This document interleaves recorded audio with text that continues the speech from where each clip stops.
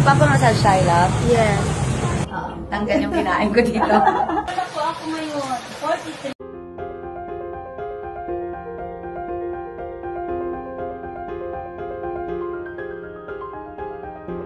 Isang napakagandang Pamper Day ang pinagsaluhan ni Katrina Halili at ng kanyang anak na si Katie Lawrence.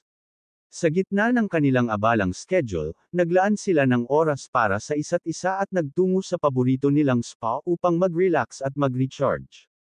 Isa sa mga highlight ng kanilang araw ay ang isang nakaka-relax na massage session, kung saan parehong na-enjoy ng mag-ina ang mahabang sandali ng katahimikan at pagpapahinga. Makikita sa mga larawan at videos kung gaano kasaya si Katie, puno ng ngiti at aliwalas ang kanyang mukha habang kasama ang kanyang mommy. Para kay Katie, hindi lang ito simpleng araw ng pag-aalaga sa sarili, kundi isang espesyal na bonding moment na siguradong babaunan niya bilang isang maganda at mahalagang alaala. Para naman kay Katrina, walang kasing saya ang makita ang kanyang anak na masaya at komportableng kasama siya. Isang paalala ito para sa lahat ng magulang at anak, mahalaga ang oras na inilalaan para sa isa't isa.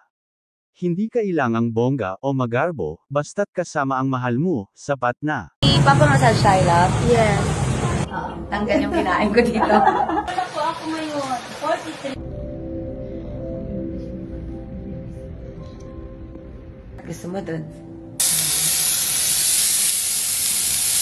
Ano sabi ni ate? Ganda ng hair mo, anak. Massage mo pa ako ulit. Katie. Sabi mo sa akin kanina? Kung pwede yung nugget sa classmates ko kasi wala pa sila. Anong wala pa sila? Nugget. Hindi pa sila nakakakain ng nuggets? Di pa pag